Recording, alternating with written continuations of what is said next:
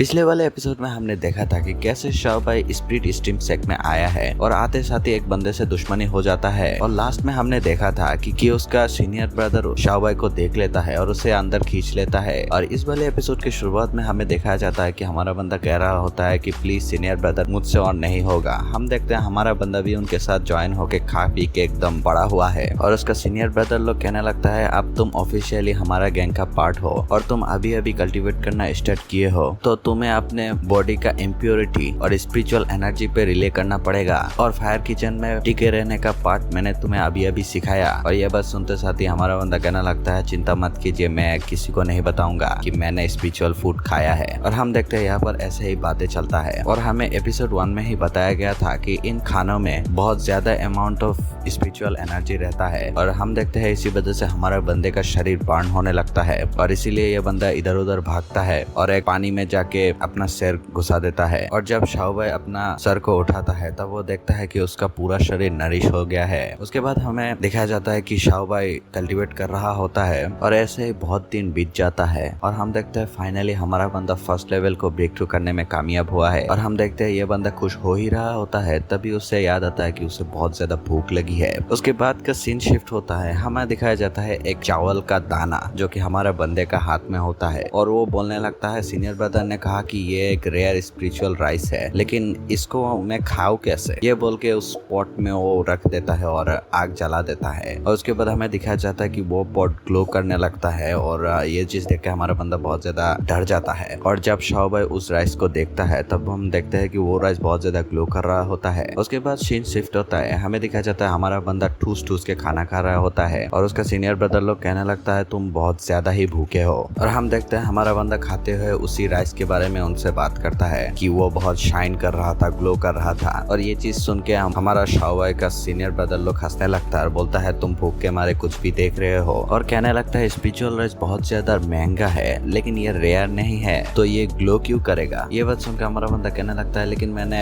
सच में देखा है कि वो ग्लो कर रहा था। ये सब सोच ही रहा होता है लेकिन तभी उसका और एक सीनियर ब्रदर आते हुए कहता है आइटम हम कल्टीवेटर को बिलोंग करता है लेकिन उसके पास कोई स्पेशल पावर नहीं होता जब तक उसे रिफाइन किया नहीं जाता और जब तुम बड़े हो जाओगे तब तुम ये बात समझ जाओगे। अब रिफाइन के बात सुन के हमारा बंदा कहने लगता है रिफाइन का मतलब, ये बात सुन के उसका ये वाला सीनियर ब्रदर कहने लगता है रिफाइनमेंट एक टेक्निक है जो कि कल्टीवेट किया जाता है और रिफाइनमेंट असल में 3 तरह का होते हैं। पहला है रिफाइनिंग एलिक्सर, इसके लिए तुम्हें बहुत सारा हर्ब्स की जरूरत होगी और उसका नॉलेज की भी जरूरत होगी। दूसरा है वेपन रिफाइनर और तीसरा है स्पिरिट रिफाइनिंग जो कि बहुत कम लोग कर सकते हैं। और ये रिफाइनिंग जिस भी चीज पे किया जाता है उसमें अलग ही लेवल का पावर आ जाता है। फिर हम देखते हैं शाओबाई इसी बात को सोच रहा था और कहने लगता है मेरे पास स्पिरिट रिफाइनिंग है और मैं इसके बारे में किसी को नहीं बताऊंगा। फिर हम देखते हैं इस बंदे को जो कि कुछ तो कर रहा होता है फायर किचन का बैरियर पे। फिर हम देखते हैं हमारा बंदा उसी चावल को रिफाइन करने लगता है और रिफाइन करते चलते एक घर पर हो जाता है और रिफाइन भी हो जाता है लेकिन उसका लाइफ स्पेन खत्म हो जाता है। और ये चीज देख के हमारा बंदा पागल सा हो जाता है क्योंकि हमारा बंदा आया ही है लॉन्ग लाइफ जीने के लिए, इमॉर्टल होने के लिए। और ये चीज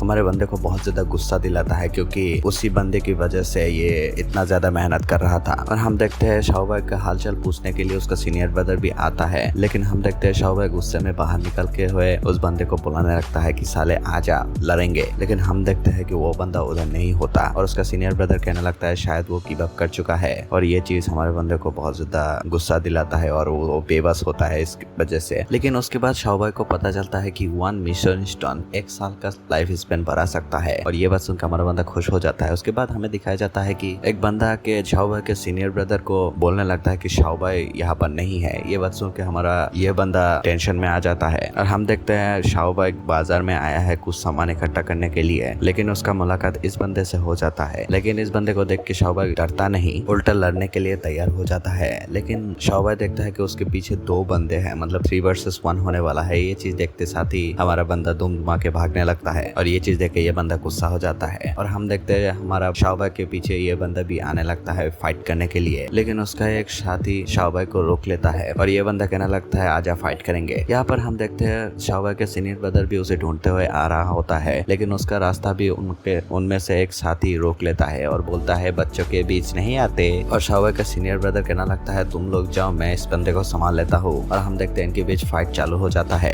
और इनका कल्टीवेशन पावर सेम है, इसीलिए फाइट भी टक्कर का होता है। यहाँ पर हम देखते हैं शाओ भाई और उस बंदे के बीच में भी फाइट चालू हो जाता है। फिर सीन शिफ्ट होता है इनके ऊपर, जहाँ पर ये दोनों फाइट कर रहा होता है, लेकिन एक बंदा आके बोलता है कि उनमें से कोई एक मरने वाला है। जब वो सभी लोग वहाँ पर आता है तब उनको लग रहा होता है कि शाओ भाई मर चुका है, लेकिन हम देखते हैं कि शाओ भाई उस बंदे को पीट रहा होता है और बोलता है सब तेरी गलती है, तेरी वजह से मेरा लाइफ स्पेन खत्म हुआ। और ये चीज देख के यहाँ पर सभी लोग शॉक हो जाता है और यहाँ पर उनको पता चलता है कि ये बंदा 3rd लेवल कल्टीवेटर है, मतलब 3 लेवल ब्रेक थ्रू कर चुका है। और यहाँ पर फायर किचन का लोग बहुत ज्यादा खुश होता है कि हमारा बंदा 3rd लेवल कल्टीवेटर है। उसके बाद उन सभी को एक घंटी बजने का आवाज आता है, जो कि आउटर सेक्ट डिसाइबल चूज करने का एक एग्जामिनेशन का घंटी होता है। और उसका सीनियर ब्रदर कहना लगता है फायर किचन इस एग्जाम में कभी पार्टिसिपेट नहीं किया, लेकिन हमारा बंदा कहना लगता है इस बार कुछ अलग होने वाला है, हम इस एग्जाम में पार्टिसिपेट करेंगे। और ये बोलते साथ ही ये वाला एपिसोड खत्म होता है।